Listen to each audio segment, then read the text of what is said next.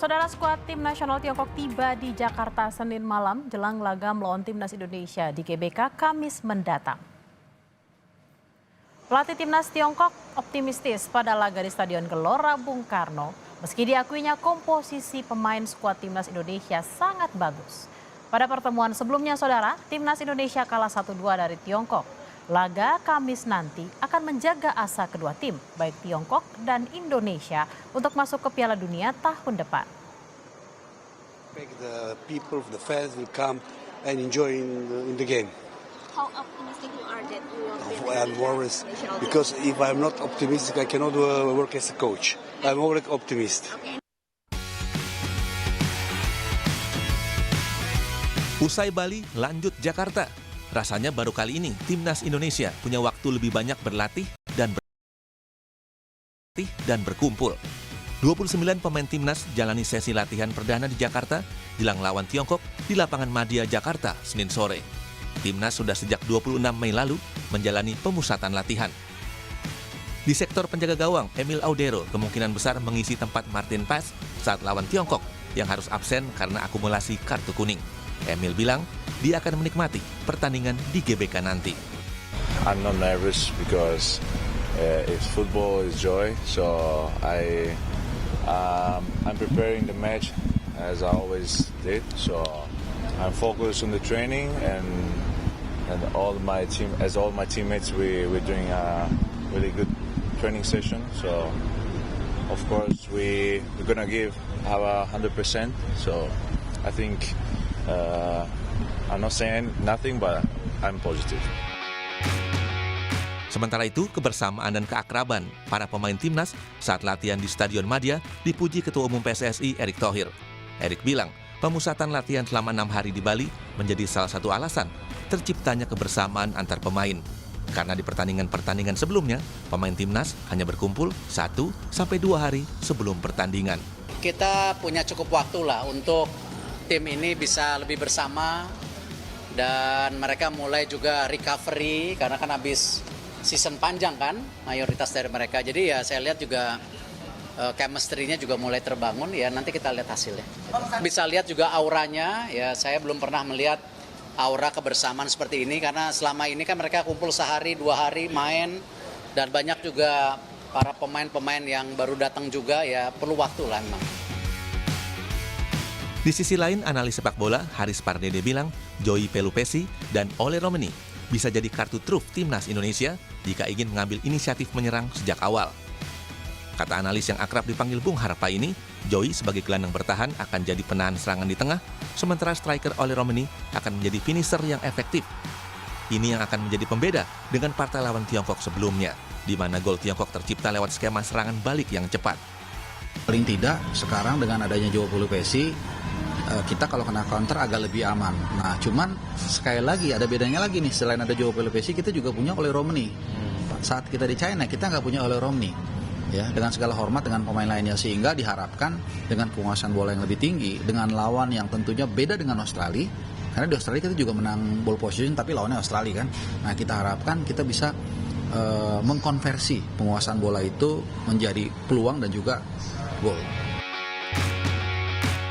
Partai versus Tiongkok di GBK sangat menentukan langkah timnas Indonesia menuju Piala Dunia 2026. Jika mampu mengatasi Tiongkok, peluang masuk Piala Dunia tahun depan semakin besar. Tim Liputan, Kompas TV. Timnas Indonesia mulai menggelar latihan di Stadion Madia Gelora Bung Karno semalam. Kali ini Kevin Dix sudah ikut serta setelah absen di training camp Bali usai mengantar klubnya menjadi juara Liga Denmark. Latihan sebelum menghadapi Tiongkok di Jakarta mulai digelar semalam, saudara. Hari ini timnas dijadwalkan menggelar latihan mulai sore nanti di Stadion Madia GBK. Kiper Martin Paes sudah bergabung dengan timnas hingga membuat skuad Garuda kini telah lengkap. Namun, kiper FC Dallas akan absen karena akumulasi kartu di pertandingan versus Tiongkok. Untuk mengetahui informasi persiapan timnas Indonesia jelang lawan Tiongkok 5 Juni nanti, kita akan tanyakan jurnalis Kompas TV ada Asri Gunawan dan juru kamera Adin Adini Anissa di Stadion Gelora Bung Karno, Jakarta. Selamat siang Asri, untuk jadwal hari ini jam berapa Timnas Indonesia akan kembali berlatih dan apa fokus latihan Timnas setelah berada di Jakarta? Iya Bella, berdasarkan jadwal yang kami dapatkan, Timnas Indonesia akan berlatih di Stadion Madia Gelora Bung Karno, Jakarta hari ini pada pukul 18.00 waktu Indonesia Barat. Kemudian menurut Ketua Badan Tim Nasional Sumarji bahwa latihan hari ini berfokus pada fisik dan juga strategi. Kita ketahui sebelumnya Timnas Indonesia juga telah menjalani latihan atau pemusatan latihan di Bali sejak tanggal 26 Mei 2025 yang mana di awal pemusatan latihan atau di hari-hari pertama ini ada penyesuaian kondisi tubuh dari para pemain dengan cuaca di Indonesia. Kemudian juga ada latihan fisik yang dilakukan dan di hari ini memang berfokus pada taktis dan juga strategi karena kalau kita lihat sudah semakin dekat H-2 atau 2 hari menjelang laga melawan Cina di Stadion Utama Gelora Bung Karno, Jakarta. Kemudian kalau kita lihat juga Bella dan saudara, kalau kemarin ada 28 pemain yang sudah melakukan latihan begitu, di hari ini Kevin Dix sudah bergabung, artinya nanti sore pukul 18.00 waktu Indonesia Barat akan ada 29 pemain yang berlatih di Stadion Madia Gelora Bung Karno, Jakarta. Memang pelatih Patrick Kluivert juga sudah menargetkan poin bagi Timnas Indonesia karena laga melawan Tiongkok ini akan menjadi tiket begitu untuk Indonesia bisa lolos Piala Dunia 2026. Dan kalau nanti dalam pertandingan di 5 Juni mendatang Timnas kita bisa menang, tentu saja nanti akan mendapatkan 12 poin begitu, dan ini tentu saja memperbesar peluang Timnas untuk finish di posisi kedua klasemen grup C begitu. Nah, namun kalau memang ingin langsung lolos ke Piala Dunia begitu harus mengalahkan Jepang pada laga terakhir dan juga berharap Australia serta Arab Saudi kehilangan poin di sisa pertandingan mereka. Kalau terpenuhi, Indonesia akan mengumpulkan total 15 poin. Jumlahnya ini cukup tinggi dan di posisi akhir juga tapi harus bergantung atau melihat bagaimana hasil pertandingan tim lain di grup. Tentu saja pemusatan latihan di Bali ini menjadi kemewahan tersendiri di laga kali ini karena ada waktu yang cukup lama begitu untuk para pemain Timnas Indonesia bisa mempersiapkan diri melawan Tiongkok. Dan juga taktis ataupun juga strategi yang dipersiapkan oleh pelatih Timnas Patrick Kluivert juga disiapkan dengan matang dan tentunya ini untuk menjaga asa Indonesia bisa lolos ke Piala Dunia 2026. Latihan sore nanti pukul 18.00 waktu Indonesia Barat di Stadion Madia Gelora Bung Karno, Jakarta. Rencananya kalau dari informasi yang kami dapatkan biasanya di H-2 atau 2 hari jelang laga ini latihannya sudah digelar secara tertutup. Di sisi lain, selain Timnas Indonesia yang akan berlatih di Stadion Madia Gelora Bung Karno, Jakarta, juga tim dari Cina atau The Dragons ini akan melakukan latihan juga di tempat yang berbeda tapi masih di GBK dan ini akan digelar tertutup pula yang bisa meliput hanya dari media dari Cina begitu. Tentu saja dengan persiapan yang maksimal kemudian juga strategi yang tepat ini bisa memperbesar dan memperluas peluang Indonesia untuk lolos Piala Dunia 2026. Kita berikan semangat dan juga dukungan bersama untuk Timnas Indonesia nanti melawan Tiongkok pada 5 Juni 2026 mendatang. Bella. Baik, terima kasih atas laporan Anda, Asri Gunawan dan juga Adini Anissa langsung dari GBK. Selamat meliput dan selamat bertugas kembali. Saudara, Timnas saat ini menempati peringkat keempat klasemen sementara grup C. Lalu bagaimana peluang Timnas lolos Piala Dunia 2026? Wakil Menteri Pendidikan Tinggi, Sains dan Teknologi Stella Christy punya analisis menarik yang disampaikannya di program Sapa Malam.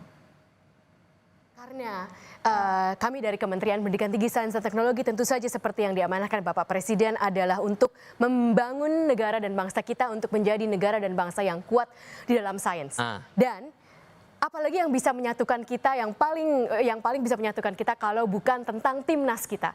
Dan inilah kesempatan yang luar biasa untuk memberikan peluang, memberikan kesempatan kepada semua orang biar tahu bahwa di permainan sepak bola pun sains itu sangat bisa berperan. Dan sangat menyenangkan juga. Dan sangat menyenangkan juga. Jadi supaya kita bisa terus-menerus melihat segala sesuatu yang ada di bumi itu bisa disainskan.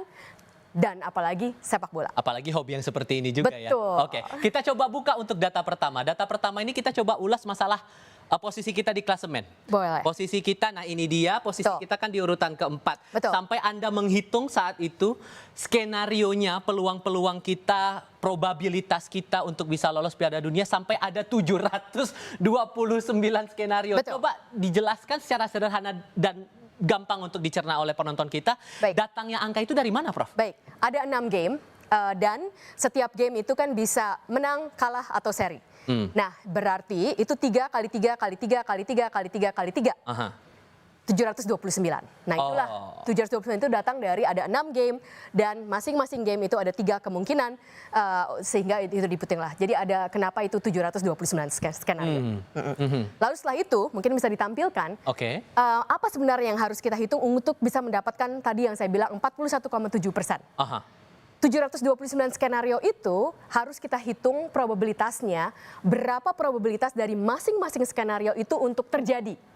Nah, jadi satu skenario itu bisa misalnya Indonesia menang lawan China, tetapi nanti Bahrain menang lawan Arab Saudi. Nah, itu berbeda dengan skenario yang lainnya, di mana Indonesia menang lawan China, tetapi Arab Saudi menang di lawan Bahrain, sehingga itu skenario yang berbeda. Nah, ada 729 skenario itu, lalu kita harus menghitung probabilitas dari masing-masing skenario tersebut.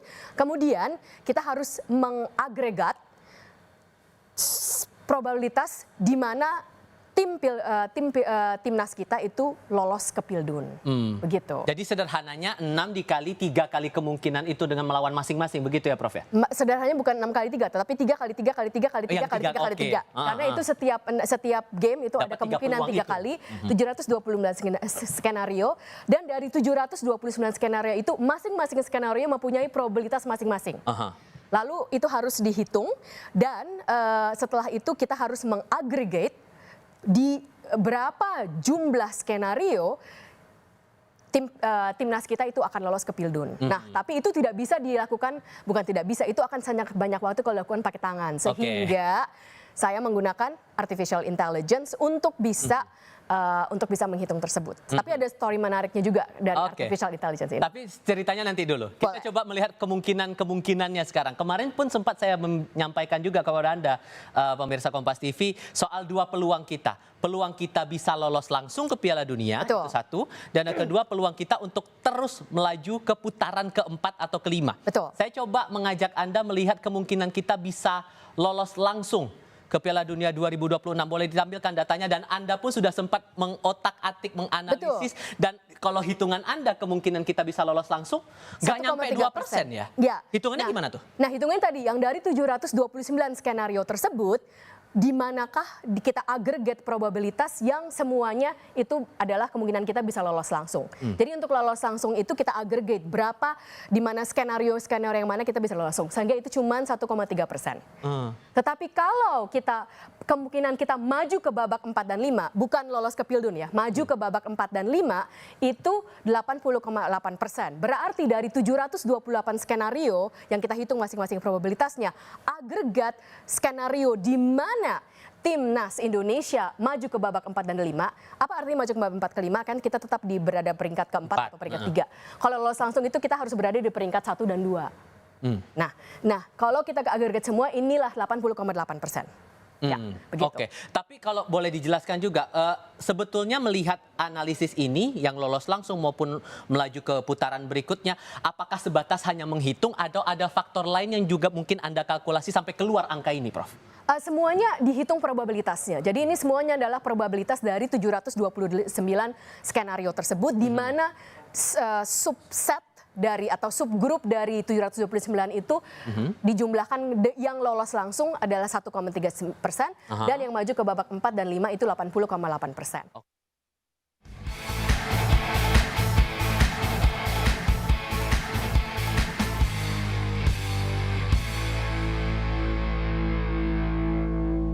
Informasi usai jeda.